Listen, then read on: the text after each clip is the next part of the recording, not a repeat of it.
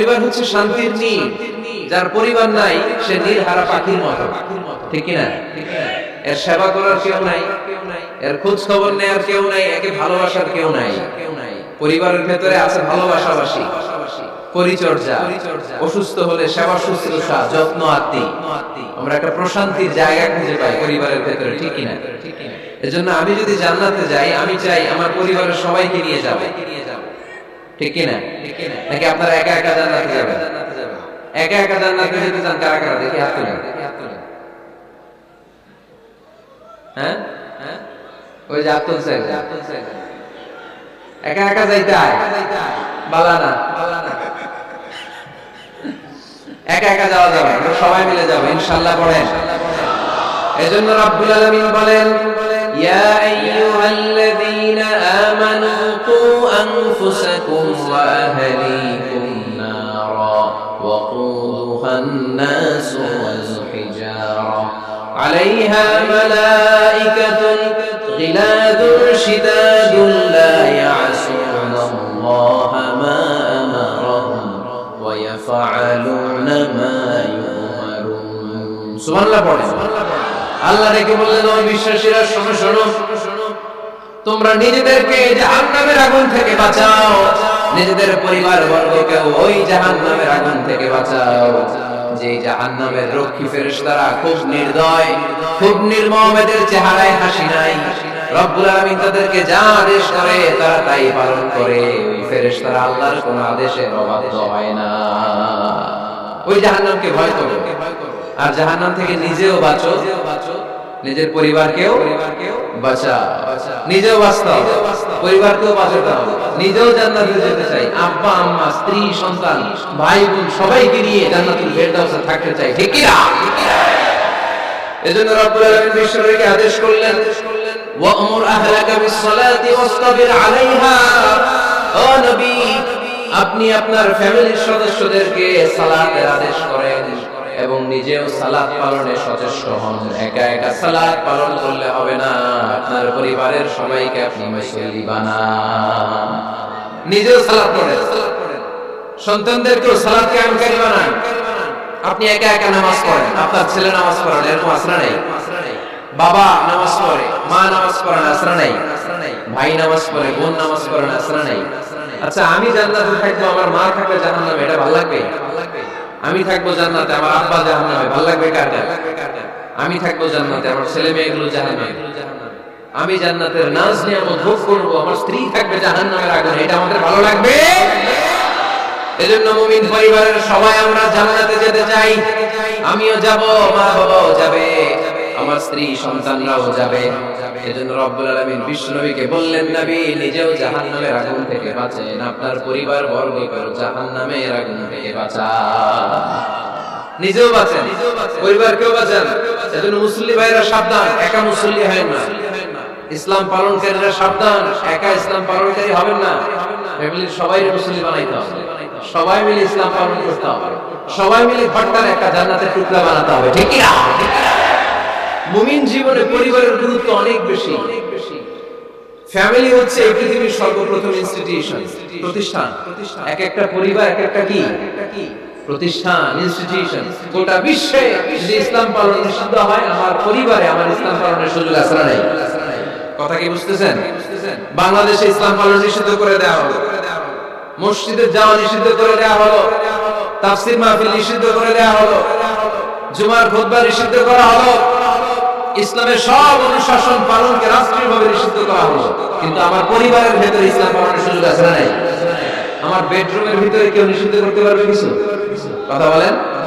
এজন্য গোটা বিশ্বেও যদি ইসলাম পালন নিষিদ্ধ হয়, আমার পরিবারে ইসলাম পালনের সুযোগ আছে না নাই? এজন্য পরিবার অনেক গুরুত্বপূর্ণ।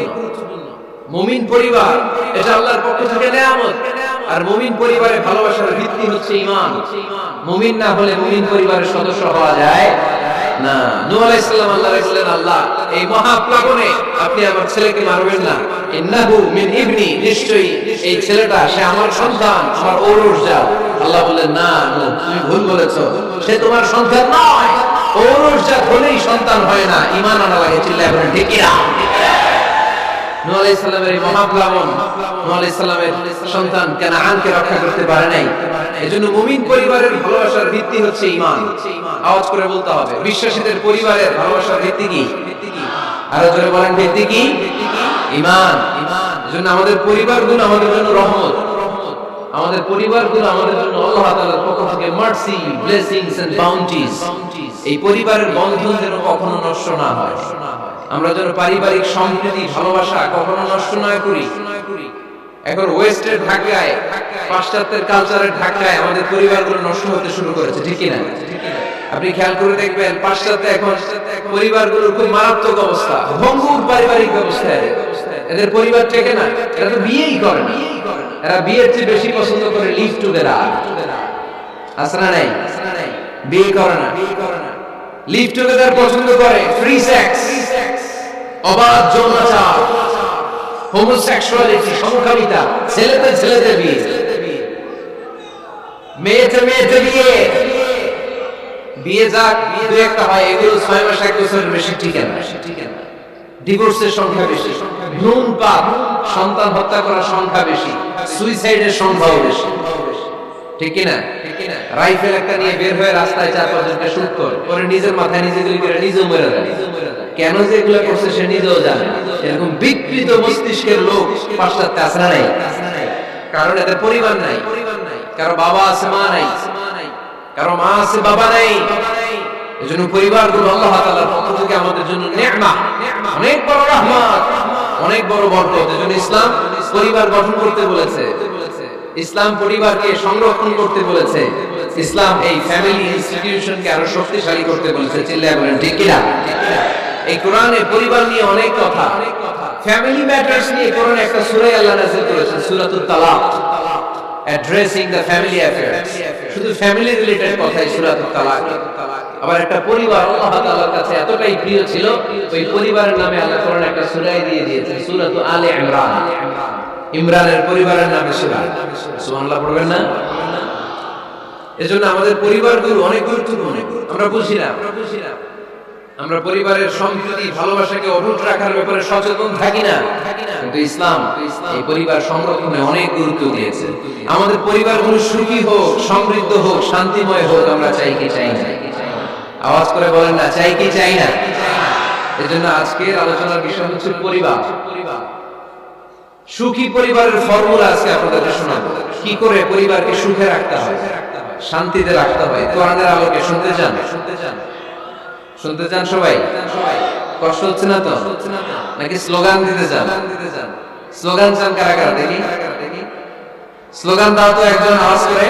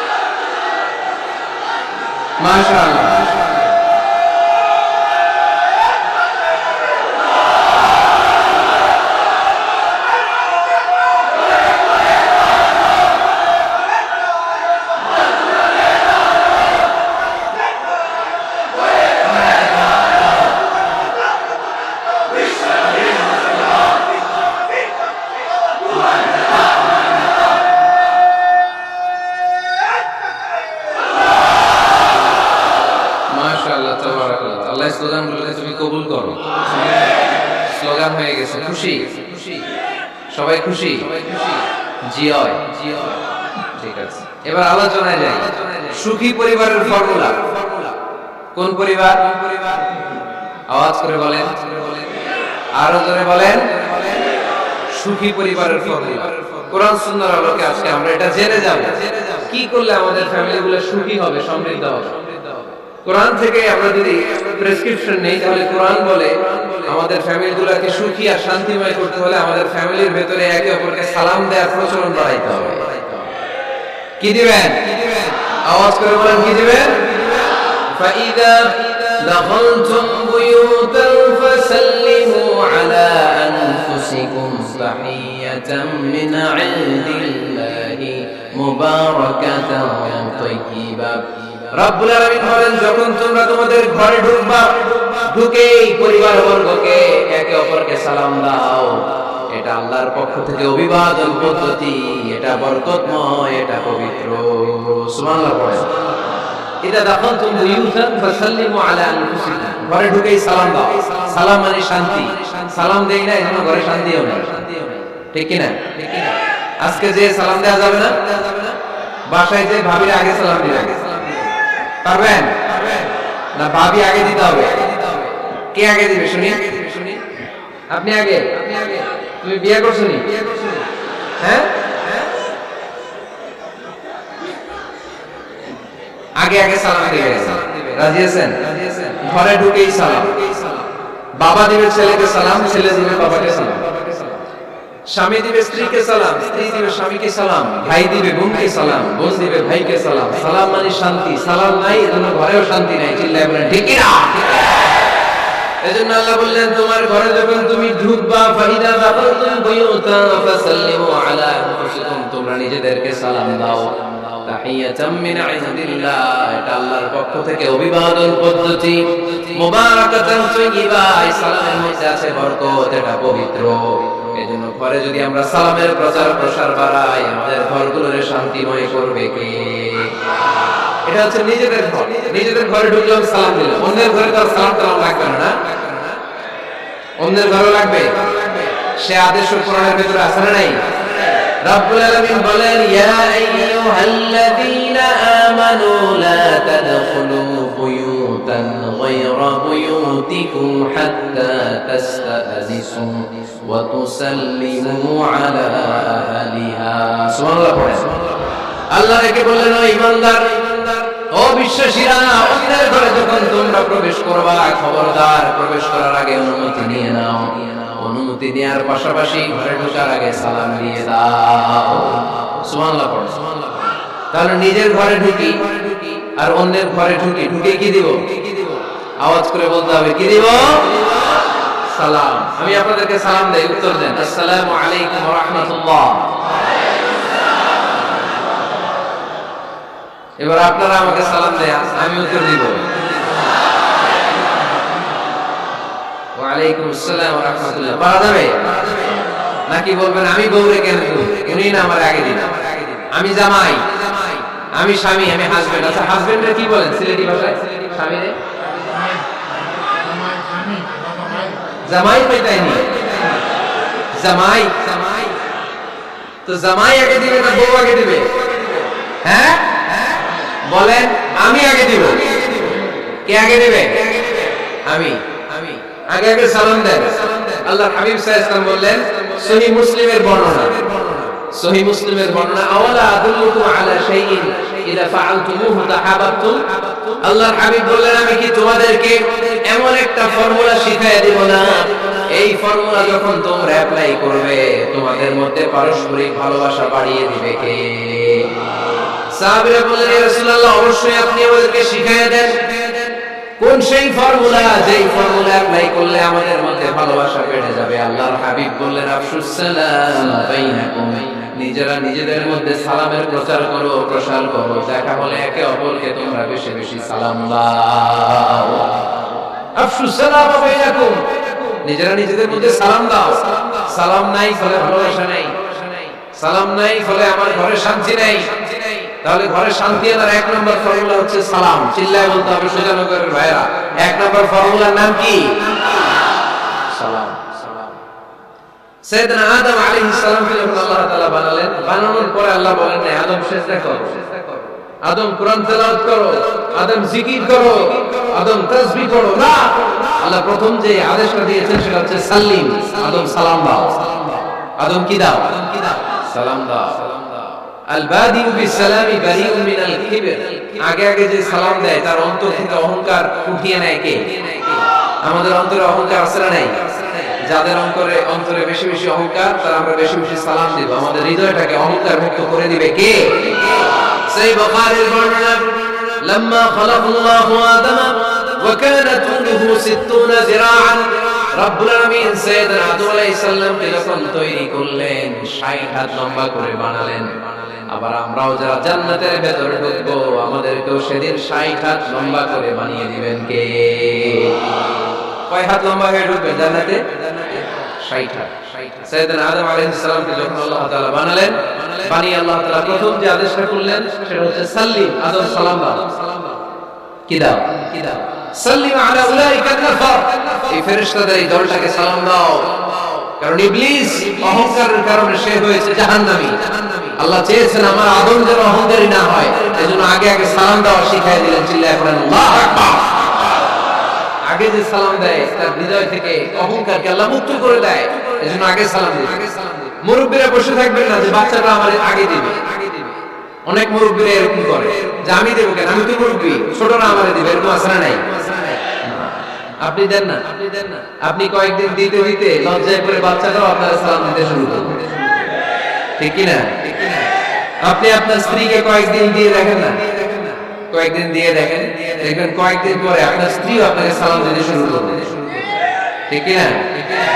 এজন্য ফ্যামিলিতে সুখ শান্তি আনার প্রথম মাধ্যম হচ্ছে সালাম। প্রথম মাধ্যম কি? সালাম দিন আর সালামতে থাকুন। সালাম দিন আর কিসে থাকুন? সালামতে থাকুন। জান্নাতে যখন জান্নাতীরা যাবে, জান্নাতীদেরকে বারবার সালাম দেওয়া হবে। প্রতিটা গেটেই ফেরেশতারা সালাম দিবে। চিল্লায়ে পড়েন আল্লাহু আকবার। ফেরেশতারা বলবে সালামুন আলাইকুম তিবতুম ফাদখুলুহা খালিদিন। ও জান্নাতীরা আসেন, বসেন, আল্লাহর পক্ষ থেকে আপনাদের জন্য সালাম। ওয়া তাহিয়াতুহুম ফিহা সালাম, জান্নাতের অভিবাদন পদ্ধতির নাম হচ্ছে সালাম। জান্নাতীরাও একে অপরকে সালাম দিবে। সুবহানাল্লাহ পড়েন। জান্নাতে ঢুকলেই সালাম, জান্নাতে বসলেই সালাম, জান্নাতে একে অপরের সাথে দেখা হলেই সালাম। তাই যারা ঘরের ভিতরে জান্নাতি আমেজ উপভোগ করতে চান তারা একে অপরকে সালাম দিবেন। রাজি আছেন? সালাম দিন আর সালামতে থাকুন। ঘরে যারা জান্নাতি সুখ অনুভব করতে চান তারা সালাম দিবেন। তাহলে আজকে থেকে ঘরে সুখ সমৃদ্ধি আর শান্তি ফিরিয়ে আনার প্রথম ফর্মুলা আমরা জানলাম সালাম। চিল্লায়ে বলেন প্রথম ফর্মুলা কি? মনে থাকবে না ভুলে যাবেন? বাসায় যে আজকে সালাম দেয়া যাবে? সবাই পারবেন? মাশাআল্লাহ। এক নম্বর পয়েন্ট শেষ। ঘরে শান্তি রাখার, রহমত রাখার দুই নম্বর পদ্ধতি হচ্ছে ঘরে ছবি টাঙিয়ে রাখবেন না। ছবি না, বিয়ের ছবি টাঙিয়ে রাখবেন না। মৃত আব্বা আম্মার ছবি বাঁধাই করে টাঙিয়ে রাখবেন না। নেতা নেত্রীর ছবিও টাঙিয়ে রাখা যাবে না, এটা নিষেধ। রহমতের ফেরেশতারা আসে না, ঘরে ঢুকে না।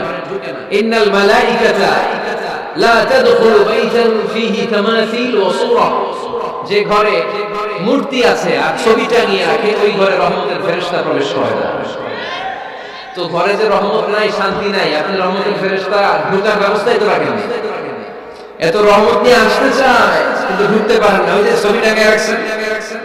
এজন্য সুজানগরের ভাইয়েরা, আমাদের সুজানগরে যদি কারো ঘরে বিয়ের ছবি, আব্বা আম্মার ছবি, ফ্যামিলি গ্রুপ ছবি বা নেতা নেত্রীর ছবি থাকে, আজকে খুলে ফেলা যাবে না? খুলে ফেলা যাবে মুসলমান? খুলে ফেলবেন। হ্যাঁ, আপনি ফ্যামিলি গ্রুপ ছবি রাখতে পারেন। আব্বা আম্মা ভাই বোন সবাই মিলে একটা গ্রুপ ছবি তুললে স্মৃতির জন্য রাখা যায়। এটা অ্যালবাম বন্দি করে রাখবেন। মাঝে মাঝে দেখবেন, দেখলে মৃত্যুর কথা স্মরণ হয়। আরে 10 বছর আগের ছবিটা দেখলে কি কুচকুচে কালো দাড়ি ছিল আমার, এখন সাদা হয়ে গেছে, ঠিক কি না? তখন বুঝবেন যে মৃত্যুর দিকে আমি এগিয়ে যাচ্ছি। এই দুনিয়াটা ক্ষণিকের, একটা ধোঁকা, একটা মরিচিকা, একটা লোভ আর লালসার পেছনে আমরা ছুটে বেড়াচ্ছি। আসল জীবন কবরের জীবন। আওয়াজ করে বলতে হবে, ঠিক কিনা? একদিন মাটির ভেতরে হবে ঘর, রে মন আমার কেন বাঁধো দালান ঘর, রে মন আমার কেন বাঁধো দালান ঘর। প্রাণ পাখি উড়ে যাবে পিঞ্জর ছেড়ে,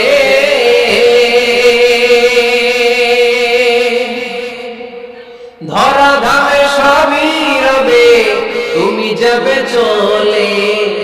বন্ধু বান্ধব যত, মাতা পিতা দ্বারা শ্রুত, বন্ধু বান্ধব যত, মাতা পিতা দ্বারা শ্রুত, সবই হবে তোমার পরে। মন আমার কেন বাঁধো দালান ঘর, একদিন মাটির ভেতরে হবে ঘরে। মন আমার কেন বাঁধো দালান ঘর, ঠিক কিনা? পুরাতন ছবির অ্যালবাম গুলো খুললে মৃত্যুর কথা স্মরণ হয়। দাদা পাশে বসা ছিল, আজকে দাদা নাই। নানা নিয়ে একটা ছবি তুলে অ্যালবামে রাখছিল, আজকে নানা নাই। বাবার সাথে ছবি ছিল, আজ বাবা নাই। মৃত্যুর কথা স্মরণ আছে না নাই? প্রয়োজনে আব্বা আম্মার সাথে বা নিজেদের ফ্যামিলি গ্রুপ পিকচার তুলতে পারবেন, এটা অ্যালবাম বন্দি করে রাখেন, কিন্তু টাঙিয়ে রাখা যাবে? রাখবেন আপনারা? রাখবেন না। অনেকে কুকুরের শোপিস কিনে, কুকুরের, বিড়ালের, কুমিরের শোপিস কিনে শোকেসে সাজিয়ে রাখে। আছে না নাই? সুজানগরে বোধহয় এগুলো নাই, তাই না? হ্যাঁ, সুজানগরে এগুলো আছে না? এগুলো আপনি রাখতে পারবেন না, এগুলো রাখবেন না। ইন্নাল মালাইকাতা লা তাদখুলু বাইতান ফীহি তামাসিল ওয়া সূরা, যেই ঘরে ছবি টাঙিয়ে রাখা হয়, মূর্তি সাজিয়ে রাখা হয়, আল্লাহর রহমতের ফেরেশতারা ওই ঘরে কঠিন কালেও প্রবেশ করে না। তবে ছোট্ট মেয়েদেরকে পুতুল কিনে দেয়া যায়। কাদেরকে? কথা বলেন। ছোট্ট মেয়েদের দেখবেন ওরা পুতুলকে বাচ্চার মতো আদর করে, এটার দুধ খাওয়ায়, এটার জন্য রান্না করে, গোসল করে। আছে না নাই? আম্মা জান আয়েশা রাদিয়াল্লাহু তাআলা আনহা পুতুল নিয়ে খেলা করতেন। নারীদের, ছোট্ট মেয়েদের জন্য এটা জায়েজ রাখা হয়েছে এই কারণে, কারণ কিছুদিন পরেই তারা মা হতে চলেছে, ঠিক কিনা? কেমন করে বাচ্চা কাচ্চা লালন পালন করবে, কেমন করে আমাদের আগামী প্রজন্মকে তারা গড়ে তুলবে, ওইটার একটা প্রশিক্ষণ খেলার মাধ্যমেই ছোটবেলায় যেন তাদের হয়ে যায়। এজন্য ছোট্ট মেয়েদের জন্য পুতুল দিয়ে খেলাকে শরিয়ত জায়েজ রেখেছে। চিল্লায় পড়েন সুবহানাল্লাহ। কত সুন্দর আমাদের Islam, check and balance, check and balance. কিন্তু ছবি টাঙিয়ে রাখা যাবে না। কুকুরের শোপিস, কুমিরের শোপিস শোকেসে সাজিয়ে রাখা যাবে, শান্তি আসবে না, জাহান্নামের টুকরা হয়ে যাবে ঘর। ঘরের ভেতরে গিটার রাখা যাবে না। গিটার ছিলেন?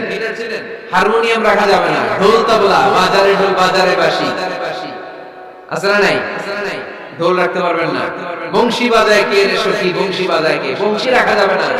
বংশী মানে বাঁশি। বাঁশি, ঢোল, তবলা, হারমোনিয়াম, গিটার, এগুলো যদি ঘরে থাকে রহমতের ফেরেশতা ঢুকে না।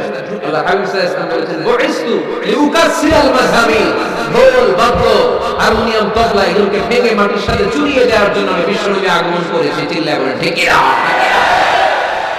এজন্য আল্লাহর হাবিব বললেন, ইন্নাল মালাইকাতা লা তাদখুলু বাইতান ফীহি তামাসিল ওয়া সুরাত। মুসনাদে আহমদ ইবনে হাম্বলের হাদিস।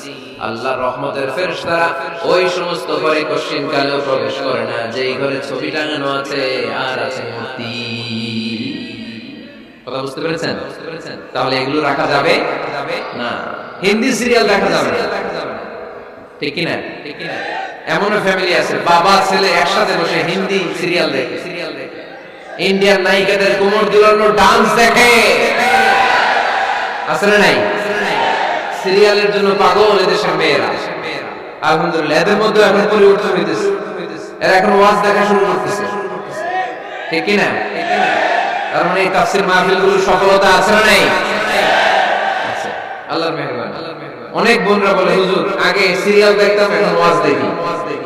আলহামদুলিল্লাহ কবেন না? হিন্দি সিরিয়াল দেখবেন না, অশ্লীল নাটক দেখবেন না। টেলিভিশনে হিন্দি সিরিয়াল, হিন্দি সিনেমা, অশ্লীল নাটক দেখলে রহমতের ফেরেশতারা ওই ঘরে প্রবেশ করে। তাহলে কি দেখবেন? টিভিতে কি দেখবেন বলেন? হ্যাঁ, খিতাব দেখতে হয়, ওয়াজ দেখতে হয়নি। আচ্ছা, টিভিতে আপনারা ইসলামিক প্রোগ্রামগুলো দেখবেন। রমাদানে অনেক ইসলামিক প্রোগ্রাম করে টেলিভিশন চ্যানেলগুলো, এগুলো দেখবেন। সৌদি আরবের সরাসরি লাইভ প্রোগ্রাম, এগুলো দেখবেন। জিওগ্রাফিক্যাল চ্যানেল আছে, দেখবেন। অ্যানিমেলস কিংডম দেখবেন। আফ্রিকার জঙ্গলে কত ধরনের প্রাণী পাওয়া যায়, সাগরের অতল গহ্বরে কি ধরনের মাছ আল্লাহ সৃষ্টি করে রেখেছে, সি ওয়ার্ল্ড আমরা জানি না, সাগরের অতল গহ্বরের রাজ্য কেমন। অ্যানিমেলস কিংডম আর জিওগ্রাফিক্যাল চ্যানেল, এগুলো দেখবেন। টক শো দেখতে পারেন, নিউজ দেখতে পারেন। এমন প্রোগ্রামগুলো দেখেন যেগুলো শিক্ষণীয়, নিজেকে জ্ঞানী ও আলোকিত করে গড়ে তুলতে সহায়তা করে, এমন প্রোগ্রামগুলো দেখবেন। আওয়াজ করে বলেন ঠিক কিনা? এর বাইরে হিন্দি সিরিয়াল, নাচানাচি, রূপবানে নাচে, কোমর দুলায়া, আছে না নাই? ফেরেশতারা বলবে তো করে পিটামু আমরা ঝুলায়া, এগুলো দেখা যাবে, তাহলে শান্তি আসবে। তাহলে সালামের পরে 2 নাম্বার যে ফর্মুলা জানলাম, ছবি টাঙিয়ে রাখা যায় না, ঘরে মূর্তি, কুকুরের মূর্তি, শোপিস রাখা যায় না, হিন্দি সিরিয়াল, অশ্লীল নাটক, গান বাজনা, এগুলো ঘরে দেখা যাবে না। এগুলো দেখলে আল্লাহর রহমত ঘরের ভিতরে প্রবেশ করবে না। মনে থাকবে সবার? মনে থাকবে তো? আওয়াজ করে বলেন না। 3 নাম্বার, ঘরে মাঝে মাঝে নামাজ পড়বেন। ঘরে মাঝে মাঝে কি করবেন? সহিহ মুসলিমের হাদিস, আল্লাহ রাসূল সাল্লাল্লাহু আলাইহি ওয়াসাল্লাম বলেছেন, তোমরা মসজিদে ফরজ নামাজের পরে ঘরের জন্য কিছু সুন্নাহ আর নফল নামাজ রেখে দিও। কারণ যারা সুন্নাহ আর নফল নামাজ ঘরে পড়ে, আল্লাহ তাআলা তাদের ঘরটাকে বরকত দিয়ে পূর্ণ করে দেয়। বৃষ্টি যদি হয়, কখনো বৃষ্টি, বাইরে প্রচন্ড বৃষ্টি, আপনি জামাত ধরার জন্য মসজিদে যেতে পারতেছেন না, তখন ঘরের সবাইকে নিয়ে আপনি জামাতের ইমাম হবেন। দরকার আছে না নাই? আপনি ইমাম, আপনার ছেলেরা পেছনে, মেয়েরা পেছনে, নারী পুরুষ একই কাতারে দাঁড়াতে পারেন। তো আপনি ইমাম, পেছনে আপনার ছেলেরা, এর পরের কাতারে আপনার মেয়েরা আর আপনার স্ত্রীরা। পারা যাবে না? ছেলে মেয়ে যদি না থাকে, হুজুর আমি আর সে টোনাটুনি সংসার, তাহলে টোনা দাঁড়াবে সামনে, টুনি দাঁড়াবে পেছনে, একসাথে দাঁড়ানো যাবে? আমি আর আজকে সভাপতি লিয়াকত ভাই দুজনে মিলে যদি জামাত করি, একসাথে দাঁড়ানো যাবে। আমি এদিকে, লিয়াকত ভাই আমার ডানে, ঠিক না? তো টোনা টুনি যদি দাঁড়ায়, টোনা দাঁড়াবে সামনে, টুনি দাঁড়াবে বরাবর পিছনে। মাসালা বুঝতে পেরেছেন? The family that prays together stays together. যে ফ্যামিলি একসাথে নামাজ পড়ে, ওই ফ্যামিলি টিকে থাকে বহুদিন। ঠিক কি না? I repeat, the family that prays together stays together. যে পরিবার একসাথে সালাত আদায় করে ঘরে, এই পরিবারগুলো ভাঙে না। এই পরিবারে ডিভোর্সের কথা শুনবেন না। এই পরিবারে আছে শুধু শান্তি আর শান্তি। চিল্লায় বলেন ঠিক কি না? তাহলে 3 নাম্বার ফর্মুলা সুজানগরবাসীদের জন্য যেটা আমি শোনালাম, ঘরে জামাতে সালাত পড়বেন। বৃষ্টি, জামাতে যেতে পারতেছেন না, সবাই নিয়ে আপনি ইমামতি করেন। অথবা তাহাজ্জুদের সময় বাচ্চাদের ডিসেম্বর মাসে প্রায় অফ থাকে না? কথা কয় না? ডিসেম্বর মাসে ছুটি আছে না নাই? আছে। এই ছুটির সময়গুলোতে তাহাজ্জুদের প্রোগ্রাম করেন বাসায়।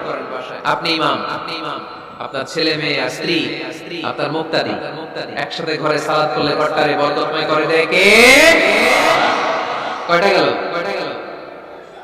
কয়টা? ভালো লাগতেছে না? নাকি আবার স্লোগান লাগবে? স্লোগান লাগলে আমারে বলবেন, স্লোগান দেওয়াই দিব। আওয়াজ করে বলতে হবে কয়টা গেল? 3টা। 4 নাম্বার, ঘরে সুখ শান্তি সমৃদ্ধি ফিরিয়ে আনার 4 নাম্বার ফর্মুলা হচ্ছে একসাথে খাবার খান। কিভাবে খাবার খাবেন? একসাথে বসে খাবার। যদি একান্নবর্তী ফ্যামিলি হয়, ভাই বোন আত্মীয় স্বজন একসাথে, নারী পুরুষ দেখা দেয়া যায় না, তখন ছেলেরা একসাথে খান। ছেলেদের পর্ব শেষ হলে মেয়েরা একসাথে খান। একসাথে খেলে খাবার শেয়ার করলে বরকত আছে না নাই? সামান্য একটু খাবার আপনি আপনার ছেলের পাতে তুলে দেন, আপনার ছেলে আপনার পাতে তুলে দিবে, বরকত বাড়ায় দিবে কে? একসাথে ইফতারি করবেন, আলাদা আলাদা ইফতারি করবেন। একসাথে ইফতারি করলে বরকত দেয় কে? আল্লাহ হাবিব সাল্লাল্লাহু আলাইহি ওয়াসাল্লাম বলেন, কেউ যদি কাউকে ইফতারি করায়, তাহলে রোজাদারের যত সওয়াব, যিনি ইফতারি করালো তারও তত সওয়াব। সাহাবারা বলেন, আমাদের তো এত সম্পদ নাই যে মানুষকে ইফতারি করাবো। আল্লাহ হাবিব সাল্লাল্লাহু আলাইহি ওয়াসাল্লাম বলেন, ওয়ালাউ বিতামরা, একটা খেজুর দিয়েও যদি করাও এই সওয়াব হবে। ওয়ালাউ বিআযরাতি লাবান, এক ঢোক দুধ দিয়েও যদি করাও, ওয়ালাউ বিশারবাতি মা, এক ঢোক পানি দিয়েও যদি করাও, এই সওয়াব পাবে।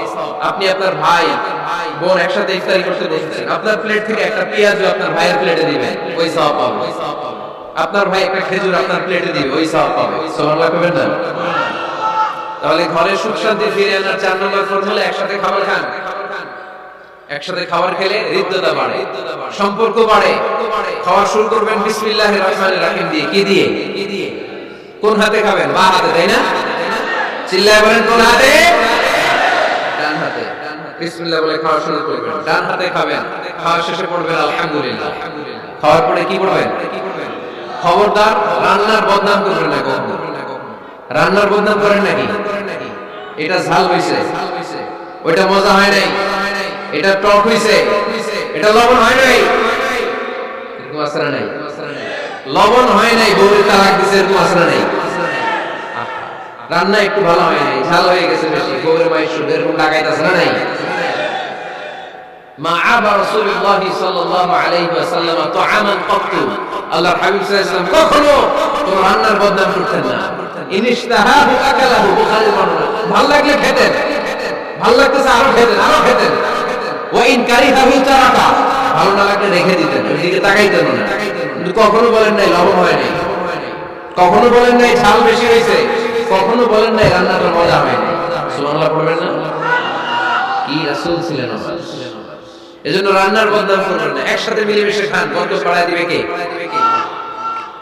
4টা গেল। 5 নাম্বার, ঘরে কোরআন তেলাওয়াত করুন। কি তেলাওয়াত?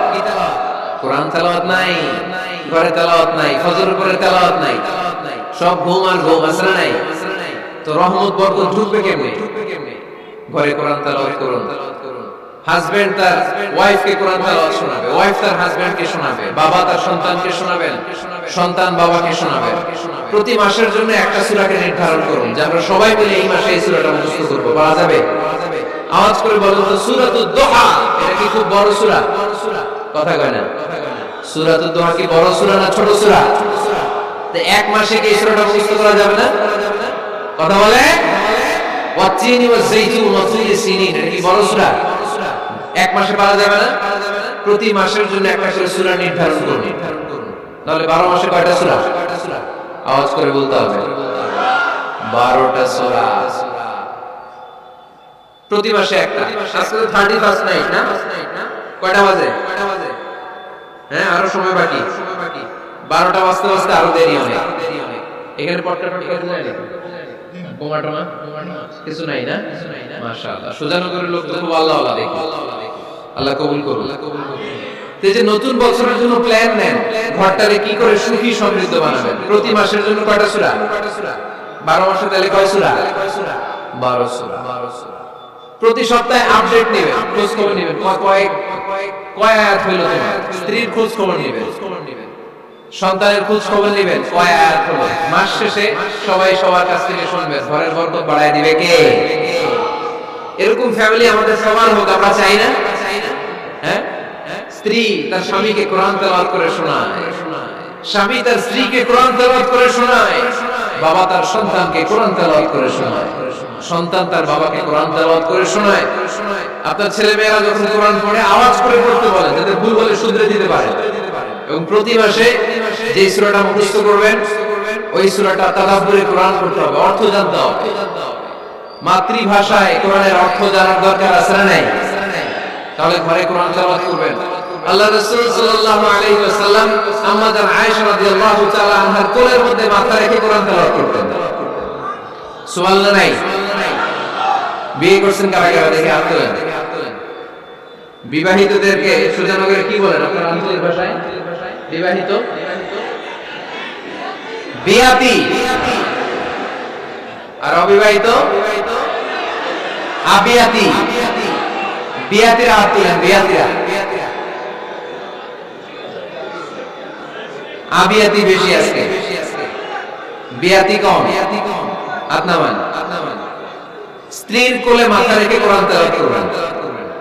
পারবেন না? কষ্ট হবে? স্ত্রীর কোলে মাথা রেখে কোরআন তেলাওয়াত করবেন, এটা সুন্নাহ। আল্লাহ রাসূল সাল্লাল্লাহু আলাইহি সাল্লাম আম্মা জান আয়েশা রাদিয়াল্লাহু তাআলা আনহার কোলে মাথা রেখে কোরআন তেলাওয়াত করতেন। আম্মা জান আয়েশা রাদিয়াল্লাহু তাআলা আনহা বলেন, কানা রাসূলুল্লাহ সাল্লাল্লাহু আলাইহি ওয়াসাল্লাম ইয়াকরাউল কুরআন ওয়া রা'সুহু ফি হাজরি ওয়া আনা হায়েদ। আমার মাসিক চলা অবস্থায়, মেনস্ট্রুয়েশনাল পিরিয়ড চলা অবস্থায় আমার কোলে মাথা রেখে বিশ্বনবী কোরআন তেলাওয়াত করেছেন, আর আমি শুনেছি। চিল্লায়ে পড়েন সুবহানাল্লাহ। ঘরে শান্তি নাই, কারণ কোরআন তেলাওয়াত নাই তো। কোরআনের তেলাওয়াতও নাই, শান্তিও নাই। আল্লাহর হাবিব সাল্লাল্লাহু আলাইহি ওয়াসাল্লাম বলেছেন সহিহ মুসলিমের হাদিস, লা তাজআলু বুয়ুতাকুম মাকাবিরা, তোমরা তোমাদের ঘরটারে গোরস্থান বানিয়ে রেখো না। فإن الشيطان ينفر من البيت الذي تقرأ فيه سورة البقرة, কারণ শয়তান ওই ঘর থেকে দৌড়ে পালায় যেই ঘরে সূরাতুল বাকারা তেলাওয়াত করা হয়। সুবহানাল্লাহ পড়ে। এজন্য ঘর উদ্বোধনের সময় কোন সূরা পড়তে হয়? সূরা বাকারা। চিল্লায়ে পড়েন কোন সূরা? আওয়াজ করে পড়েন কোন সূরা? নতুন ঘর করছেন, নতুন দোকান করছেন, নতুন ফ্ল্যাট কিনেছেন, কোন সূরা পড়বেন? সূরাতুল বাকারা। শয়তান ওই ঘরে থাকে না। সহিহ মুসলিমের আরেকটা হাদিস আল্লাহ রাসূল সাল্লাল্লাহু আলাইহি ওয়াসাল্লাম বলেছেন, ইকরাউ সূরাতুল বাকারা, তোমরা সূরা বাকারা তেলাওয়াত করো। ফা ইন্না আখদাহা বারাকা, যে সূরা বাকারা পড়ে আল্লাহ তাআলা এই ঘরটায় বরকত দেয়। ওয়া তারকাহা হাসারা, আর যে সূরা বাকারা পড়ে না সে খালি আফসোস করে। ওয়ালা ইস্তাতিউল বাতালা, কোন জিন, কোন পেতনি, কোন ব্ল্যাক ম্যাজিক, কোন জাদু টুনা বান ওই ঘরের কোন সদস্যকে কোন ক্ষতি করতে পারে না। আবার সূরা বাকারায় একটা আয়াত আছে, কোরআনের সর্বশ্রেষ্ঠ আয়াত। বলেন তো আয়াতটার নাম কি? আওয়াজ করে বলেন কোন আয়াত? আল্লাহর হাবিব সাল্লাল্লাহু আলাইহি ওয়াসাল্লাম বললেন, মান ক্বারা আয়াতাল কুরসি দুবুরা কুল্লি সালাতিন মাকতুবা, প্রত্যেক ফরজ সালাতের পরে যে ব্যক্তি আয়াতুল কুরসি পড়বে তার জান্নাতে যাওয়ার ব্যাপারে আর কোনো বাধা থাকবে না। একটা মাত্র বাধা ছাড়া, সেটা হচ্ছে মরণ। লোকটা মরে না তাই জান্নাতে যায় না, মরলেই জান্নাতে। আওয়াজ করে পড়েন আল্লাহু আকবার। তাহলে সংসারে শান্তি আনার 5 নম্বর পদ্ধতি হচ্ছে ঘরে কোরআন তেলাওয়াত করতে হবে। তাহলে ঘরে সুখ শান্তি আর সমৃদ্ধি আনার 5 নম্বর ফর্মুলা হচ্ছে ঘরে কোরআনের তেলাওয়াত লাগবে। এখন কোরআনের তেলাওয়াত নাই, কোরআন আমরা শিখাতে চাই না, আছে না নাই? আমরা এখন ধর্মপ্রাণ হয়েছি কোরআন ছাড়া। কি ছাড়া? ধর্মপ্রাণ, ধর্মপ্রাণ, আমরা বড়ই ধর্মপ্রাণ। নামাজ রোজার কিছু নাই, ভুলেও ধরি না কোরআন। ধর্মপ্রাণ। রোজ সকালে শুনতাম আগে আল কোরআনের বাণী রে, আল কোরআনের বাণী। এখন শুনি সারে গামার দীপ্ত ফ্যান ফেনানি। রোজ সকালে শুনতাম আগে আল কোরআনের বাণী রে, আল কোরআনের বাণী। এখন শুনি সারে গামার দীপ্ত ফ্যান ফেনানি। ধর্মপ্রাণ মুসলমান আজকাল হয়েছে মডার্ন। ধর্মপ্রাণ, ধর্মপ্রাণ, আমরা বড়ই ধর্মপ্রাণ। নামাজ রোজার কিছু নাই, ভুলেও ধরি না কোরআন। ধর্মপ্রাণ। ঠিক না? প্রতিদিন কোরআন শিখায় যে তার পকেট যায় ফাঁকা রে, তার পকেট যায় ফাঁকা। সপ্তাহে 2 দিন গান শিখায় যে নেয় তো 1000 টাকা। ধর্মপ্রাণ মুসলমান আজকাল হয়েছে মডার্ন। ধর্মপ্রাণ, ধর্মপ্রাণ, আমরা বড়ই ধর্মপ্রাণ। নামাজ রোজার কিছু নাই, ভুলেও ধরি না কোরআন। ধর্মপ্রাণ। এরকম ধর্মপ্রাণ আমরা কেউ হতে চাই? প্রতিদিন ফজরের পরে আমার ঘর থেকে কোরআন তেলাওয়াত হোক, আমরা চাই কি চাই না? ঘরে সুখ সমৃদ্ধি আর শান্তি আসার মাধ্যম হচ্ছে কোরআন তেলাওয়াত করা। ঘরে কোরআন তেলাওয়াত বাড়ায় দেন, ঘরে শান্তি বাড়ায় দিবে কে? কয়টা গেল? হ্যাঁ, 5টা না? শুনতেছে তোমার সাথে? 6 নাম্বার হচ্ছে মাঝে মাঝে বেড়াতে যাবেন। ভাবিরে নিয়ে বেড়াতে যাবেন। পারা যাবে? জি হয়। এই যে আপনাদের এখানে জাফলং আছে না? জাফলং আর কি আছে সিলেটে? মাধবকুণ্ড আর হাকামুখী, সবচেয়ে বড় হাওর বাংলাদেশে। আমি গিয়েছিলাম একবার। এই হাকালুকিতে যে 2 জন হারাই যাবে, 2 জন 2 দিকে। পারা যাবে? যাবেন। আল্লাহ রাসূল সাল্লাল্লাহু আলাইহি ওয়াসাল্লাম যেতেন, স্ত্রীদেরকে নিয়ে মরুভূমিতে বেড়াতে যেতেন, আউটিং এ যান, মাঝে মাঝে ফ্যামিলি ট্যুরে যান। কুল সিরু ফিল আরদ সুম্মা আনজুরু কাইফা কানা আকিবাতুল মুকাদ্দিবিন। জমিনে ঘুরে বেড়াও আর দেখো মিথ্যাবাদীরা পৃথিবীতে কি করেছে আর তাদের সাথে আমি কি আচরণ করেছি, ঠিক কি না? সুযোগ হলে মিশরে যান, ফেরাউনের লাশ দেখে আসেন, কারুনের বাড়িতে যান, ধ্বংসস্তূপ দেখে আসেন, পারলে জর্ডানে যান, মৃত সাগর দেখে আসেন। সমকামিতার কারণে লূত আলাইহিস সালামের কওমের লোকদেরকে আল্লাহ জমিন থেকে উঠিয়ে একটা আঘাত করেছেন জমিনে। ফাজআলনা আলিয়াহা সাফিলাহা, জমিনের উপরের মাটিকে আমি নিচে ঢুকিয়েছি, নিচের মাটিকে আমি উপরে ঢুকিয়েছি, উপর থেকে শিলা আর প্রস্তর বৃষ্টি নাযিল করে পুরো জমিনটাকে আমি মাসাকার করে দিয়েছি। ওইখানে এখন ডেড সি, লোহিত সাগর, মৃত সাগর, ওখানে কোনো মাছ জন্মায় না, কোনো কাঁকড়া জন্মায় না, ব্যাঙ জন্মায় না, কিছু জন্মায় না। লবণের ডেনসিটি, ঘনত্ব এত বেশি, ওখানে কোনো মানুষ ডুবেও না। গজবের জায়গা, সুযোগ হলে দেখে আসে। টাকা পয়সা ভালো থাকলে সময় হলে প্রায় ফ্যামিলি মেম্বারদেরকে নিয়ে উমরায় যান। কই যাবেন? উমরায় যান। নবদম্পতি যারা বা রিসেন্টলি তোমরা যারা বিয়ে করতে যাচ্ছ, you are going to be a new couple, পারলে তোমাদের হানিমুনটা উমরায় সেরে ফেলো। পারা যাবে না? স্বামী স্ত্রী দুইজনে মিলে মক্কায় চলে যাও, আল্লাহর ইবাদত, আল্লাহর ঘরে সিজদা দিয়ে নতুন জীবনটাকে নতুন ভাবে শুরু করো। বরকত দিবে কে? তাহলে ঘরে বা ফ্যামিলিতে সুখ সমৃদ্ধি নিয়ে আসার 6 নাম্বার মাধ্যম হচ্ছে আউটিং এ যাওয়া, মাঝে মাঝে বেড়াতে যাওয়া। আল্লাহ রাসূল সাল্লাল্লাহু আলাইহি ওয়াসাল্লাম বেড়াতে যেতেন, সফরে স্ত্রীদেরকে নিয়ে যেতেন। সহিহ বুখারীর বর্ণনা, কানা রাসূলুল্লাহ সাল্লাল্লাহু আলাইহি ওয়াসাল্লাম ইযা আরাদা সাফারান আখরা বাইনা আজওয়াজি। আল্লাহ রাসূল সফর করলে কোন স্ত্রীকে নিয়ে যাবেন তিনি স্ত্রীদের নাম লিখে লটারি করতেন। সুবহানাল্লাহ নাই? কি করতেন? কোরআ, আরবিতে বলে কোরআ, বাংলায় বলে লটারি। এই লটারি জায়েজ, এই লটারি জায়েজ আছে। স্ত্রীদের নাম লিখে কোরআ করতেন, লটারি। যার নাম আসতো তাকে নিয়ে আল্লাহ হাবিব সাল্লাল্লাহু আলাইহি ওয়াসাল্লাম সফরে বেরিয়ে যেতেন। সফরে স্ত্রীদের সাথে দৌড়াদৌড়ি করতেন। সুবহানাল্লাহ পড়বেন না? আম্মা জান আয়েশা রাদিয়াল্লাহু তাআলা আনহাকে আল্লাহর হাবিব সাল্লাল্লাহু আলাইহি ওয়াসাল্লাম এত ভালোবাসতেন, আল্লাহর হাবিব সাল্লাল্লাহু আলাইহি ওয়াসাল্লাম বলতেন, আয়েশা চলো দৌড়াদৌড়ি করি। ওই যে দেখা যায় খেজুর গাছ, চলো কে কার আগে যেতে পারে। দুইজন দৌড়ালেন। বিয়ের প্রথম দিকে আম্মা জান আয়েশা রাদিয়াল্লাহু তাআলা আনহা ফার্স্ট হয়ে গেলেন, কারণ তখন তিনি চিকন ছিলেন, এত মোটা ছিলেন না। আবার অনেক বছর পরে আরেক সফরে যখন আম্মা জান আয়েশা সফরে লটারিতে নাম আসলো, ওই সফরে আবার আল্লাহ হাবিব সাল্লাল্লাহু আলাইহি ওয়াসাল্লাম বললেন, আয়েশা চলো আজকে দৌড়াদৌড়ি করি। দুইজন দৌড় দিলেন। এবার আম্মা জান আয়েশা রাদিয়াল্লাহু তাআলা আনহা জিততে পারলেন না, যেহেতু মোটা হয়ে গেছেন। আল্লাহ রাসূল সাল্লাল্লাহু আলাইহি ওয়াসাল্লাম দৌড়ে গাছ ধরে ফার্স্ট হয়ে গেলেন। সুবহানাল্লাহ পড়েন। আম্মা জান আয়েশা এবার রাগ করে বসে আছেন। আল্লাহর হাবিব সাল্লাল্লাহু আলাইহি ওয়াসাল্লাম বললেন, হাদিহি সাফকাতু বিতিল, ওই যে কয়েক বছর আগে আয়েশা একদিন রাতে তুমি আমারে হারাই দিয়েছিলে, আজকে তোমারে হারাই ওটার প্রতিশোধ তুলে নিলাম। সুবহানাল্লাহ পড়তে বললেন না?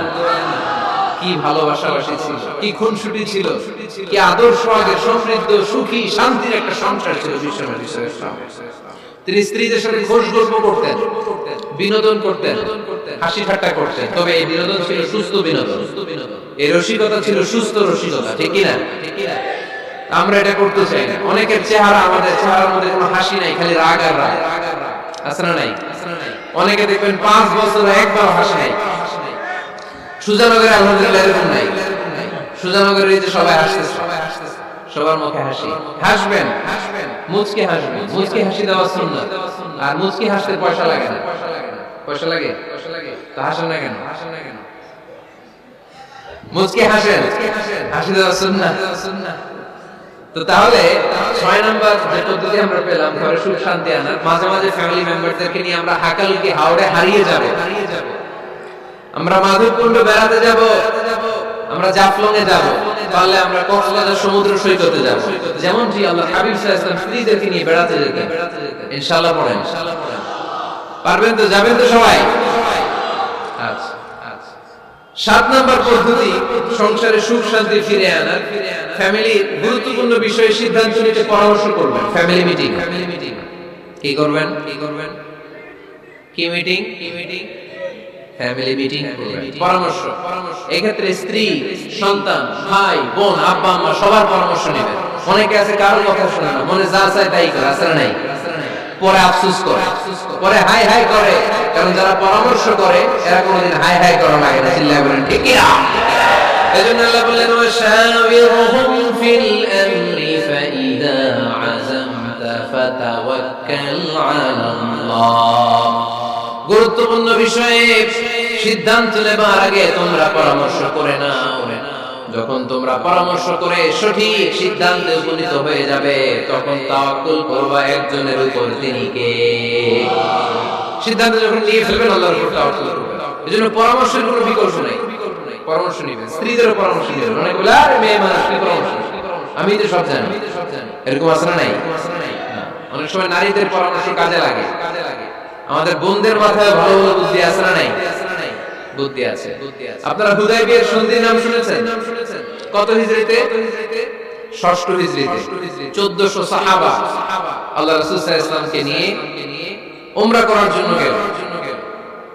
কিন্তু কাফেররা মক্কায় ঢুকতে দিবে না। তখন একটা সন্ধি হলো যে এই বছর আমরা ফিরে যাব। আল্লাহর হাবিব সাল্লাল্লাহু আলাইহি ওয়াসাল্লাম ওই সন্ধিতে রাজি হলেন। আংটির মধ্যে মুহাম্মদ রাসূলুল্লাহ সিল মারলেন, রাজি। কিন্তু সাহাবারা রাজি না। সাহাবারা বললেন ইয়া রাসূলুল্লাহ, এত কষ্ট করে 1400 সাহাবা উমরা করার জন্য এসেছি, উমরা না করে আমরা ফিরে যাব, আমরা যাব না। আল্লাহ হাবিব সাল্লাল্লাহু আলাইহি ওয়াসাল্লাম তাদেরকে আদেশ করলেন তুমু ওয়ানহারু। যেহেতু সন্ধি হয়েছে, আমি সন্ধি ভঙ্গ করতে পারবো না। সন্ধির নিয়ম অনুযায়ী এবছর আমরা ফিরে যাব, আমরা উমরা করব না। আর যেহেতু আমরা পশু নিয়ে এসেছি, সবাই পশু জবাই করো, মাথার চুল হালাল করে হালাল হয়ে যাও। কিন্তু কেউ কথা শুনে না, কেউ কথা শুনে না। 1400 সাহাবা বসে আছে। আল্লাহ রাসূল সাল্লাল্লাহু আলাইহি ওয়াসাল্লাম ধমক দিয়ে আদেশ করলেন থামো, ওয়ানহারু, দাঁড়াও, পশুগুলোকে জবাই করো, মাথার চুল ফেলে দিয়ে হালাল হয়ে যাও। কেউ কথা শুনে না। আবার বললেন থামো, ওয়ানহারু। 1400 সাহাবা কেউ শুনে না। আল্লাহর হাবিব সাল্লাল্লাহু আলাইহি ওয়াসাল্লাম এত বিব্রতকর পরিস্থিতিতে কখনো পড়েন নাই, কোনোদিন না। মনটা খারাপ করে আল্লাহ রাসূল সাল্লাল্লাহু আলাইহি ওয়াসাল্লাম তাঁবুর ভিতরে ঢুকে গেলেন। ওই সফরে লটারিতে নাম এসেছিল উম্মে সালামা রাদিয়াল্লাহু তাআলা আনহা। সুবহানাল্লাহ পড়বেন না? উম্মে সালামা রাদিয়াল্লাহু তাআলা আনহা আমাদের আম্মা জান, আল্লাহ রাসূল সাল্লাল্লাহু আলাইহি ওয়াসাল্লামের স্ত্রী। বিষ্ণু নবী সাল্লাল্লাহু আলাইহি ওয়াসাল্লামকে চিন্তিত আর বিমর্ষ দেখে জিজ্ঞেস করলেন ইয়া রাসূলুল্লাহ, কি সমস্যা? আল্লাহ হাবিব সাল্লাল্লাহু আলাইহি ওয়াসাল্লাম পুরো ঘটনাটা খুলে বললেন। খুলে বলার পরে এবার উম্মে সালামা বললেন ইয়া রাসূলুল্লাহ, আমার মাথায় এক বুদ্ধি আছে। আমার মাথায় কি আছে? এক বুদ্ধি আছে। আপনি চাইলে এটা আমল করতে পারেন। আল্লাহ হাবিব সাল্লাল্লাহু আলাইহি ওয়াসাল্লাম বললেন কি বুদ্ধি আছে তোমার মাথায় বলো। উম্মে সালামা রাদিয়াল্লাহু তাআলা আনহা বললেন ইয়া রাসূলুল্লাহ সাল্লাল্লাহু আলাইহি ওয়াসাল্লাম, আপনি কারোর সাথে কথা বলবেন না, কাউকে আদেশ করবেন না। আপনি নিজে ঘর থেকে এখন বের হয়ে যাবেন, নিজেই আপনার উটটাকে আপনি নহর করে ফেলবেন, মানে জবাই করে ফেলবেন। এরপর আপনার চুল যে সাহাবা সব সময় কেটে দেয় তাকে আদেশ করবেন আপনার চুল ফেলে দেওয়ার জন্য। বাকিটা কি হয় নিজেই দেখবেন। সুবহানাল্লাহ পড়বেন না? উম্মে সালামা রাদিয়াল্লাহু তাআলা আনহার পরামর্শ অনুযায়ী আল্লাহর হাবিব সাল্লাল্লাহু আলাইহি ওয়াসাল্লাম তাবু থেকে বের হলেন। নিজ হাতে ছুরি দিয়ে উটকে নহর করলেন। উট জবাই করা যায় না। কুরবানির সময় ঈদুল আযহায় 10-12 জন মিলে গরুকে রশি দিয়ে বেঁধে মাটিতে শুইয়ে গলার মধ্যে আমরা যেভাবে জবাই করি, উটকে ওইভাবে জবাই করা যায় নাকি? আরব বিশ্বে আমাদের ভাইরা ছিল, তারা জানে উট জবাই হয় না, উটকে করতে হয় নহর। আল্লাহর হাবিব সাল্লাল্লাহু আলাইহি ওয়াসাল্লাম নিজে ছুরি নিয়ে ওটার গলার মধ্যে খোঁচা মারলেন। ফিনকি দিয়ে ঝমঝম করে রক্ত বের হতে শুরু করলো, নহর হয়ে গেল। সাহাবারা দৃশ্য দেখে অবাক। আল্লাহর হাবিব বললেন আইনা হালিকি, আমার মাথার চুল হালাক করে দেয় ওই সাহাবী কই? আমার সেলুনম্যান কোথায়? আমার বারবার কোথায়? আল্লাহর হাবিবের কথা শুনে বিশ্বনবীর ওই সাহাবী এসে দাঁড়িয়ে গেল। আল্লাহর হাবিব বলল আমার মাথার চুল তুমি ফেলে দাও। ওই সাহাবী বিশ্বনবীর মাথার চুল ফেলে দিল। এই দৃশ্য দেখে 1400 সাহাবী ধৈর্য ধারণ করতে পারলো না, দাঁড়িয়ে থাকতে পারলো না। এই দৃশ্য দেখা মাত্র 1400 সাহাবী সবাই দাঁড়িয়ে নিজেদের পশু জবাই করে সবাই নিজেদের মাথা হালাক করে হালাল হয়ে গেল। আওয়াজ করে পড়েন আল্লাহু আকবার। The problem solved. কার পরামর্শে? কার পরামর্শে? স্ত্রীর পরামর্শে। আল্লাহর হাবিব সাল্লাল্লাহু আলাইহি ওয়াসাল্লাম কারোর সাথে কথা না বলে বের হয়ে নহর করলেন, নিজের মাথার চুল ফেলে দিলেন। এই দৃশ্য যখন সাহাবারা দেখলো যে নবী এটা করেছে, আর বসে থাকা যায় না। 3বার আদেশ করার পর আমরা অনেক আবেগ দেখিয়েছি, আর আবেগ নয়, আমার নবী যাই করেছে আমরা তাই করব। 1400 সাহাবা পশু জবাই করা শুরু করে দিল, মাথার চুল ফেলে দিয়ে হালাল হয়ে গেল। আওয়াজ করে বলেন সুবহানাল্লাহ। তার মানে মাঝে মাঝে নারীদের পরামর্শেরও দরকার আছে না নাই? এজন্য একা একা সিদ্ধান্ত নেবেন না, নারীদের কাছ থেকে পরামর্শ নেবেন। আল্লাহর হাবিব সাল্লাল্লাহু আলাইহি ওয়াসাল্লাম নারীদের পরামর্শ গুরুত্ব দিয়েছেন। মাঝে মাঝে জুনিয়রদের পরামর্শ নিতে হবে, ছোট বাচ্চাদের পরামর্শ নিতে হবে। ছোট বাচ্চাদেরকে বোকা মনে করবেন না, ছোট ছেলে মেয়েদেরকে বোকা ভাববেন না, ওদের মাথায় বুদ্ধি আছে। মাঝে মাঝে জুনিয়ররা সিনিয়রদেরকে হারায় দেয়, আছে না নাই? আল্লাহর হাবিব সাল্লাল্লাহু আলাইহি ওয়াসাল্লামের একটা বৈশিষ্ট্য ছিল, তিনি কিছু খেলে খাওয়ার পরে বন্টন করলে কোন দিক দিয়ে করতেন? আওয়াজ করে বলেন না, ডান দিক থেকে। একবার তিনি দুধ খেলেন, দুধ খেয়ে বন্টন করলেন, কিন্তু ডান দিকে দাঁড়িয়ে ছিল একটা ছোট্ট ছেলে, আর বাঁ দিকে মুরব্বি সাহাবা। আল্লাহর হাবিব সাল্লাল্লাহু আলাইহি ওয়াসাল্লাম এই ছোট্ট ছেলের কাছ থেকে অনুমতি চাইলেন। তার মানে ছোট্টদের পরামর্শ দরকার আছে না নাই? আল্লাহর হাবিব বললেন, আতাআযানু লি আন উ'তিয়া হাউলা, আমার স্বভাব হলো খাবার বন্টনের সময় ডান দিক থেকে করি, কিন্তু এখন ডান দিকে তুমি ছোট্ট মানুষ, বাম দিকে বয়স্ক সাহাবারা, তুমি যদি অনুমতি দাও তোমার আগে বয়স্ক সাহাবাদেরকে দিয়ে আমি খাবার বিতরণ করতে চাই। ছোট্ট ছেলেটা বলল, ইয়া রাসূলুল্লাহ লা উসিরু বিনাসিবি মিনকা হালান, আপনার এই বরকতের জিনিস আমি অন্য কাউকে দিতে চাই না, আমার ভাগেরটা আমি আগে খেতে চাই, যেহেতু হিসাবে আমি পাই আমার আগে দেন, আমি দিব না। সুবহানাল্লাহ পড়েন। সে যেহেতু রাজি হয় না, আল্লাহ রাসূল সাল্লাল্লাহু আলাইহি ওয়াসাল্লাম দিতেও পারে না। আল্লাহর হাবিব সাল্লাল্লাহু আলাইহি ওয়াসাল্লাম দুধের পেয়ালাটা মুরব্বিদের হাতে না দিয়ে ছোট্ট বাচ্চার হাতে তুলে দিয়েছে। চিল্লায়ে পড়েন আল্লাহু আকবার। তাহলে ছোট্ট বাচ্চাদের পরামর্শের দলিল আছে না নাই? আল্লাহ রাসূল সাল্লাল্লাহু আলাইহি ওয়াসাল্লাম একবার ওয়াজ করতেছেন, সহিহ বুখারীর বর্ণনা। আল্লাহর হাবিব সাল্লাল্লাহু আলাইহি ওয়াসাল্লাম বললেন, ইন্না মিনাশ শাজারি শাজারা, এক ধরনের গাছ আছে, লা ইয়াসকুতু ওয়ারাকুহা, যেই গাছের পাতা কোনোদিন ঝরে না, পাতা পড়ে না, একটা গাছ আছে। মাসালুহা কামাসালিল মুসলিম, এই পাতার দৃষ্টান্ত মুসলিমের দৃষ্টান্ত একই। হাদিসুনি মা হিয়া, দেখি তো কোন সাহাবী বলতে পারে এটা কোন গাছ? আল্লাহর হাবিব বললেন, এমন একটা গাছ আছে যে গাছের কোনো পাতা ঝরে না। এই পাতার দৃষ্টান্ত গাছের দৃষ্টান্ত মুমিনের দৃষ্টান্ত একরকম। ফাহাদিসুনি মা হিয়া, কে আছো বলতে পারবে এটা কোন গাছ? কেউ পারে না। সাহাবারা মনে করছে এটা মরুভূমির কোন একটা গাছ হবে। কেউ বাড়ির পাশে যে খেজুর গাছ আছে এটা খেয়াল করে না, সবাই চলে গেছে অন্য গাছের দিকে। ক্যাকটাস, গুলমুলাতা, মরুভূমির রেয়ার যে গাছগুলো আছে, দুর্লভ দুষ্প্রাপ্য গাছগুলো, তারা এক একজন একটা নাম বলতে আরম্ভ করলো। আল্লাহ রাসূল সাল্লাল্লাহু আলাইহি ওয়াসাল্লাম বললেন হয় নাই, একজন বলে একটা, আল্লাহ হাবিব বললেন হয় নাই। সবশেষে কেউ যখন পারে না, আল্লাহ রাসূল সাল্লাল্লাহু আলাইহি ওয়াসাল্লাম বললেন, ইন্নাহা নাখলা, এটা খেজুর গাছ। এটা কি গাছ? সবাই বলেন কি গাছ? খেজুর গাছ। কেউ পারে নাই। ওয়াজ শেষ, নসিহত শেষ, সবাই বাড়ি ফিরে যাচ্ছে। সাইয়েদনা ওমর ফারুক রাদিয়াল্লাহু তাআলা আনহু ওনার ছেলে আব্দুল্লাহ ইবনে ওমরকে নিয়ে যাচ্ছে। আব্দুল্লাহ ইবনে ওমর হঠাৎ করে বললেন, আব্বা, আল্লাহ রাসূল যখন জিজ্ঞেস করেছিল এটা কোন গাছ, আমি কিন্তু জানতাম এটা খেজুর গাছ, আমি কিন্তু জানতাম। ওমর ফারুক বললেন, বলো নাই কেন? আব্দুল্লাহ ইবনে ওমর বলেন, আব্বা আপনি পারেন না, আমার চাচা আবু বকর পারে না, মুরব্বি সাহাবারা কেউ পারে না, আমি মাঝখান দিয়ে কেমনে বেয়াদবি করি? সুবহানাল্লাহ পড়বেন না? ওমর ফারুক বললেন, বলো কি, তুমি যদি আজকে বিশ্বনবীর সামনে উত্তরটা দিতে পারতা, আমার ছেলে উত্তর দিতে পেরেছে, এটা জেনে আমার বুকটা এত বড় হয়ে যায়। ও আব্দুল্লাহ, কেন তুমি বললা না? আজকে কেউ প্রশ্নের উত্তর করতে পারে নাই, তুমি যদি বিশ্বনবীর সামনে দাঁড়িয়ে প্রশ্নের উত্তর করতে পারতা, আমার বুকটা এত বড় হয়ে যেত। কেন বললা না? তুমি বললে আমি বড় খুশি হয়ে যেতাম। সুবহানাল্লাহ পড়েন। তার মানে মাঝে মাঝে জুনিয়ররা সিনিয়রদেরকেও হার মানায় দেয়, এরকম আসরা নাই? এজন্য পরামর্শ করবেন, অবশ্যই পরামর্শ করবেন। সাইয়েদনা ওমর ফারুক যখন খলিফা, তিনি মুরব্বিদের মিটিং এ একটা ছোট্ট বাচ্চাকে রাখলেন, অল্প বয়স্ক এক সাহাবী, কই সাহাবীর নাম আব্দুল্লাহ ইবনে আব্বাস রাদিয়াল্লাহু তাআলা। মুরব্বিরা মনে কষ্ট পেলেন, কি রে এই ছেলের সমান নাতি আছে, ঘরে আমার নাতি আছে, এই ছেলের সমান এই ছেলেকে কেন রাখে? ওমর ফারুক বললেন, একদিন দেখাই দিব আপনাদেরকে কেন রাখি। ওমর ফারুক একদিন সবাইকে বললেন, ইদা জাআ নাসরুল্লাহি ওয়াল ফাতহ ওয়া রাআইতান নাস ইয়াদখুলুনা ফি দীনিল্লাহি আফওয়াজা। এটা কোন প্রেক্ষাপটে নাযিল হয়েছে আপনারা কে জানেন বলেন তো? এক সাহাবী বললেন, এই সূরা দ্বারা বোঝানো হয়েছে আমাদের যখন বিজয় অর্জিত হবে তখন যেন আমরা বেশি বেশি আল্লাহর প্রশংসা করি। ওমর ফারুক বললেন, উত্তর হয় নাই। আরেক বয়স্ক সাহাবী বললেন, আমাদেরকে রব্বুল আলামিন বড় বড় শহর বিজয়ের ব্যাপারে আদেশ দিয়েছে। এই সূরা দ্বারা আমি এটা বলেছি। ওমর ফারুক বললেন হয় নাই। কেউ যখন উত্তর করতে পারে নাই, ওমর ফারুক বললেন, ও আব্দুল্লাহ ইবনে আব্বাস, তুমি এই সূরার ব্যাপারে কি জানো? আব্দুল্লাহ ইবনে আব্বাস বলেন, হুয়া আজালু রাসূলিল্লাহ, এই সূরা দ্বারা বিশ্ব নবীর আগাম মৃত্যুকে বোঝানো হয়েছে। ইদা জাআ রাসূলুল্লাহি ওয়াল ফাতহ, নবীকে যখন বিজয় আসবে, আল্লাহর পক্ষ থেকে সাহায্য আসবে, ওয়ারাআইতান নাসা ইয়াদখুলুনা ফি দীনিল্লাহি আফওয়াজা, আপনি দেখবেন দলে দলে বানের পানির মতো লোকজন কালিমার ছাতার নিচে প্রবেশ করতেছে। তো সবাই যখন কালিমা পড়ে মুসলমান হয়ে যাবে, সবাইকে মুসলমান বানানোই ছিল বিশ্বনবীর মিশন। মিশন যখন কমপ্লিট, নবী থাকার পৃথিবীতে আর দরকার নাই। এই সূরা দ্বারা আল্লাহ বুঝিয়েছেন বিশ্বনবী পৃথিবীতে আর বেশি দিন বেঁচে নাই। চিল্লায়ে বলেন ঠিক কিনা? ওমর ফারুক ডেকে বললেন, আব্দুল্লাহ মারহাবা, মারহাবান বিকা ইয়া আব্দুল্লাহ ইবনে আব্বাস। ও আব্দুল্লাহ ইবনে আব্বাস, মাশাআল্লাহ তাবারাকাল্লাহ, কেউ সঠিক উত্তর না দিতে পারলেও তুমি সঠিক উত্তর দিয়েছো। তুমি এই সূরার ব্যাপারে যতটুকু জানো আমিও জানি ততটুকু। পড়েন সুবহানাল্লাহ। তুমি সঠিক উত্তর দিয়েছো।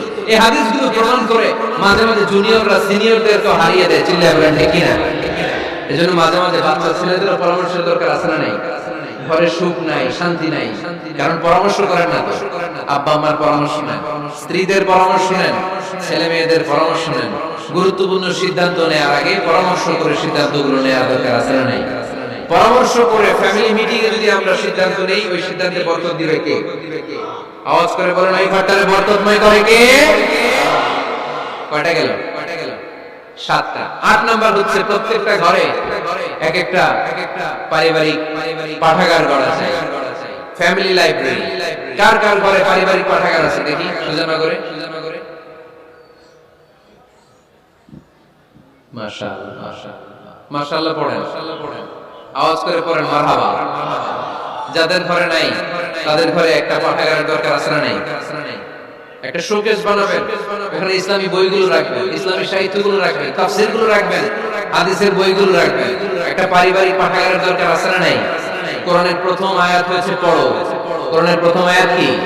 আল কোরআনের প্রথম বাণী পড়ো, আল হাদিসে নবীর কথা পড়ো।